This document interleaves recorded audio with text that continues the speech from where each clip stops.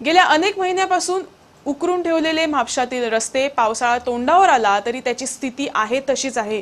हे रस्ते तत्काळ सुरळीत न केल्यास संपूर्ण पावसाळ्यात शहरातून फिरणं देखील कठीण होऊन बसणार आहे। याकडे ना पालिकेचं लक्ष आहे ना प्रशासनाचं। मात्र तरी देखील स्थानिक आमदार तथा उपमुख्यमंत्री फ्रान्सिस डिसोजा यांनी हे काम पुढील 10 दिवसात पूर्ण होईल असं आश्वासन दिलंय। एखादा मजबूत रस्ता बनवायचं म्हटलं तर त्यासाठी हवामान देखील ग्राह्य धरावं लागतं। 2 वर्षापूर्वी मे अखेरीस परवरीत महामार्गाचं काम करण्यात आलं होतं। मात्र पहिल्याच पावसात रस्त्यावरील डांबर वाहून गेलं, त्यामुळे रस्ता अत्यंत धोकादायक बनला होता। अनेक अपघातांच्या मालिकाही त्या भागात घडल्या, त्यामुळे सरकारी तिजोरीतील कोट्यावधी रुपये पाण्यात गेले। नियोजनाचा अभाव हेच त्यामागचं कारण होतं, पण प्रशासकीय अधिकारी आणि सरकारनं त्यातून काहीच बोध घेतला नाही। तोच कित्ता आता म्हापशा शहरात गिरवला जातोय। म्हापशात सांडपाणी व्यवस्था करण्यासाठी बहुतेक ठिकाणचे रस्ते गेल्या अनेक महिन्यापासून उकरून ठेवले आहेत। हे रस्ते 15 मे पर्यंत पूर्ववत करण्याचा आदेश उत्तर गोवा जिल्हाधिकारी नीला मोहनन यांनी एका महिन्यापूर्वी दिला होता। मात्र म्हापशात त्याचं उल्लंघन झाल्याचं दिसून येत आहे।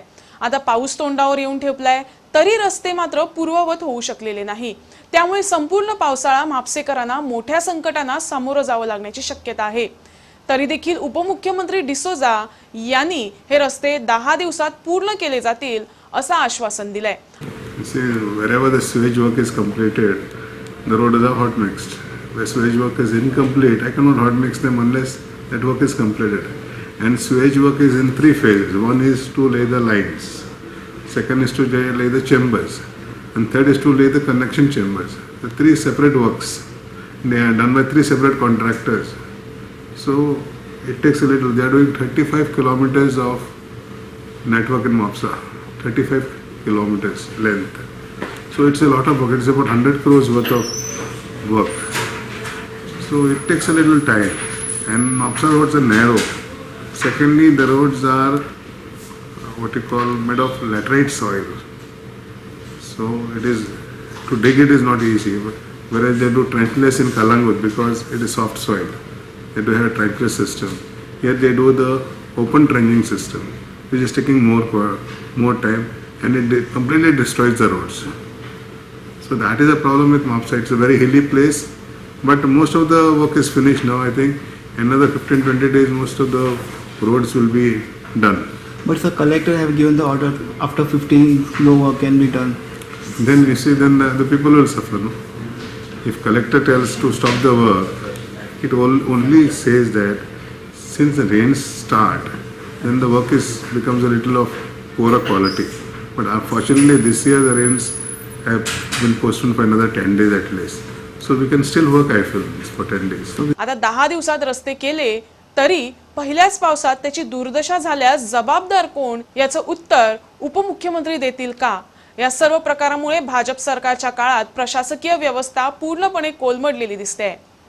दरम्यान डिसोजा यांच्या आश्वासनावर म्हापसेकरांनी तिखट प्रतिक्रिया व्यक्त केलेत। सचिन हा म्हापसा राहता हे रस्ते आता झाल्या म्हणटा पळय, रस्ते अजून काय सांगना, फक्त इंटरनली रस्ते झाल्या। हे आवडात हे पळय दिसता पळय, हांगासर पळय कोर्टा कडेन पळय रस्ते खंय झाले अजून, हे केन्ना करपाक रावल्याने।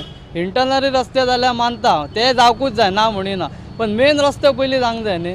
मेन रस्ते जावकूच ना। आतां कोर्टा कडल्यान येशीत जाल्यार पळय मरे कितले लोक पडटा थंयसर, वयर सगळी ल्हारां जाल्या थंयसर।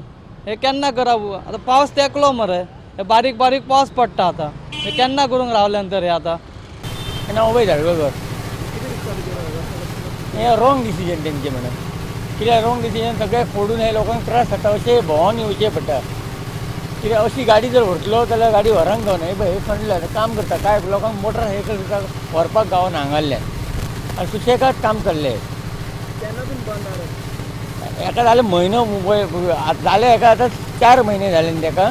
म्हणल्यार कशें जालें खबर आसा, थंय खणला तेवटेन रोड हेवटेन, आतां अशी गाडी चर्ची कडल्यान तशी वयची पडटा आनी तो त्रास जाता लोकांक, भरपूर त्रास जाता।